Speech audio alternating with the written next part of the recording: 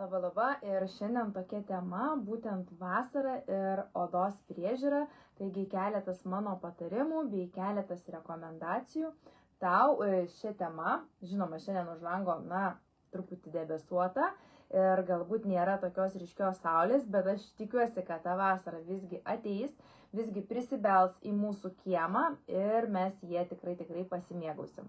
Tad pirmas ir pats svarbiausias patarimas, kad būtinai vasarą naudoti priemonės su SPF. Ir tą daryti reikėtų netgi debesuotą dieną, nes pro debesis saulė vis tiek mus veikia, vis tiek paliečia mūsų odą ir vis tiek daro jai žalą. Ji ardo mūsų ląsteles, skatina senėjimą, gali prišaukti vėžį ir daug nemalonių dalykų, kurių aš čia tikrai nevardinsiu, nes mes visi žinom, kad saulė ne tik padaro gerą, gamina vitaminą D mūsų sveikatai, bet tikrai atneša ir didelę žalą mūsų odai. Tad naudoti priemonės su SPF būtina netgi debesuotą dieną ir reikėtų rinktis tokias, kurios apsaugo ir nuo UVA, ir nuo UVB spindulių. Tai yra nuo abiejų šių ir mes kompanijoje tikrai turime ką jums pasiūlyti. Taigi iš itališkos produkcijos būtent apsauga nuo saulės yra pas mus purškiami tokie pieneliai. Yra ir su SPF 15 ir su SPF 30, bet kadangi aš pati esu aristokratiško baltumo ir šiaip vengianti saulės, visada jau metai iš metų renkuosi SPF vasarai 50, tai ir tinka būtent ir mano dukrai, vienas toks įsimetu ir žodžiu ir jai ir man, tai labai smagus dalykas, purškiamas, lengva naudoti, lengva įsitepti, rekomenduoju į dieną ir net tai neįsivaizduokite, kad apsaugą nuo saulės mes išeinant į lauką vieną kartą pasitepam ir visą dieną esam saugus. Tai reikėtų kas kiek valandų, žiūrint nuo SPF stiprumo, pakartoti, kad tikrai išvengtume visų nemalonumų susijusių su saulė. Na ir dar vienas iš mano atradimų būtent šią vasarą, tai yra apsauga nuo saulės būtent plaukams. Tikrai prisipažinsiu, niekada nenaudojau tokios priemonės. Ir vasarą plaukai būdavo linkę išsausėti, ypatingai jeigu būnam prie jūros, nes ir jūros druskos daro įtaką mūsų plauko struktūrai ir pačiai plauko būklei. Todėl labai džiaugiuosi, kad štai atradau tokį dalyką, kaip būtent purškiklis su SPF plaukam, kuris ir saugo tiek nuo UVA, tiek nuo UVB spindulių. Ir kas faina, kad jisai nesuriebalina plauko. Net galiu ir dabar jums pabandyti parodyti, jis tokia kaip dulksna, lengvai padengia visą plauką. Nors šiandien saulės tokios nėra, bet jums pademonstruosiu. Ir tokio neturi kažkokio ryškaus kvapo, tiesiog gaivus, malonus kvapas. Taip pat jisai tinka ir einant į baseiną, nes saugo ne tik nuo jūros druskos, nuo saulės poveikio, bet ir nuo chloro. Antras dalykas, ką vasarą būtina, tai drėkinti mūsų odą tiek iš vidaus, tiek iš išorės. Tai tikrai turėtume gerti daugiau vandens, kas man pačiai tai yra labai sudėtinga.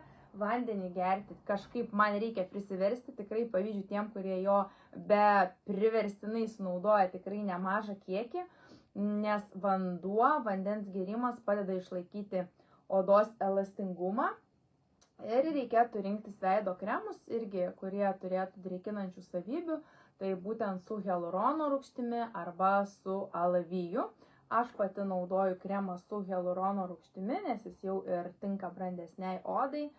Ir yra toksai gan lengvas, lengvai pasidengia, neturi ryškių kvapų, nes tikrai nemėgstu tokių veido priežiūros priemonių, kurios būtų su labai gausiai prikvėpintos, labiau aš esu už natūralumą. Ir šiai dienai štai šitas būtent veido kremas su hialurono rūgštimi mano yra vienas iš topų, yra ir argano aliejaus sudėtyje, ir vitamino E, ir kolageno, kas tikrai yra labai svarbu mūsų odai. Sekantis žingsnis, ką vasarą reikėtų atkreipti dėmesį, tai į maistą. tam, kad oda švytėtų, tai rekomenduoju valgyti daugiau uogų, daugiau daržovių, o vasarą tai yra tikrai labai lengva, nes daug ką galima rasti savo daržuose, savo soduose ar nusipirkti iš ūkininkų, nes būtent uogose ir vaisiuose tokiuose kaip morkose, netgi pomidoruose yra labai gausu antioksidantų, kas padeda išvengti žalos mūsų odai ir oda atrodo tokia švytinti ir daug sveikesnė. Taip pat šitos medžiagos stiprina mūsų odos apsaugą nuo saulės, kas vasarą vėlgi yra labai svarbu. Švelnus valymas, vasarą oda linkusi labiau prakaituoti, labiau išskirti sebumą iš odos. Žodžiu, reikia odą valyti ir vėlgi rekomenduoju rinktis prausiklius, švelnius, neagresyvius, neatsinešiau parodyti, ką pati naudoju. Šiuo metu pienelį labai švelnų veidui. Būtent rinktis priemonės, kuriuose nebūtų alkoholio sudėtyje, nes alkoholis linkęs sausinti odą, o vasarą mes norim ją kaip tik drėkinti ir veido rutinos nepamiršti, kaip ir visus metų laikus, tiek ryte, tiek vakare nuvalyti odą, tonizuoti odą ir pridrėkinti. Labai svarbu nuo saulės apsaugoti mūsų odą ir fiziškai, tai yra kepurės, skrybėlės, drabužiai ilgom rankovėm, tarkim kažkokiom gal lininiai ar ten drobiniai, kad apsaugotų, jeigu ilgą laiką būnam lauke ant saulės, ir taipogi akiniai nuo saulės, nes akis irgi reikia saugoti. Mano vieni mėgstamiausi būtent yra itališki, štai šitos firmos, rekomenduoju ir jums, nes tikrai turi gerą apsaugą ir akys bus apsaugotos nuo saulės, nes esu tikrai skaičius ne vieną ir straipsnį, ir mokslinį, jeigu mes nusiperkam akinius bet kokius, na ten už kelis eurus iš turgaus, kad jie mums gražus, ar atsisiunčiam iš Temu ar kažkokių tai ten kitų puslapių, tai jie gal dizaino mums ar ten stiliaus kaip detalę ir priduodam, bet tikrai neapsaugo mūsų akių nuo pavojingų saulės spindulių. Ir kai mes būnam be akinių, mes dar labai dažnai tokie būnam susiraukę ir dar labiau pagilinam turimas raukšles arba formuojam netgi naujas, tai vien ir dėl to reikėtų turėti kokybiškus gerus akinius. Taip pat, jeigu kartais nepavyktų kažkaip apsisaugoti nuo saulės, nes tikrai būna, kad ar tai neplanuotai užsibūnam kažkokioje vienoje vietoje ir labai nusvylam, nudegam, tuomet reikėtų kažką odai tokio panaudoti, kad ją atstatytum, atgaivintum. Ir vėlgi turiu jums rekomendaciją, tai būtent purškiama kiek čia, 98% natūralaus alavijo sudėtyje turinti purškiklį, kuris tinka būtent nudegus saulėje, nes mums nereikia tepti, nereikia liesti jautrios odos, mes galim tiesiog užsipurkšti. Ir jeigu kartais persikaitinom, persideginom, kažkaip neapsisaugojam saulėje, tai šitas purškiklis mums turėtų būti po ranka. Ir jis ne tik tais, jeigu nuo saulė mus pribučiavo per daug, bet ir jei vasarą labai tinkamas ir tiesiog atsigaivinti, tarkim, veidą galima apsipurkšti. Galima, jeigu turit mažų vaikų, tai dažnai tikrai būna nubrozdinimų, nes vasarą daugiau praleidžiam laiko gamtoje, ar įkando koks uodas, ar įgėlė kokia bitė, reikia šiek tiek nuraminti odą, vėlgi galim naudoti natūralų alavijo purškiklį. Tai, kaip aš sakau, jisai galbūt ir turėtų būti kiekvieno mūsų namuose kaip pirmos pagalbos toksai produktas, pirmos pagalbos vaistinėlėje. Ir paskutinis iš patarimų vasarą, norint turėti gražią odą, tai reikėtų vengti sunkios kosmetikos, nes ir karštis, ir jeigu dar ta sunki kosmetika, tai kemšasi mūsų poros, oda būna apkrauta.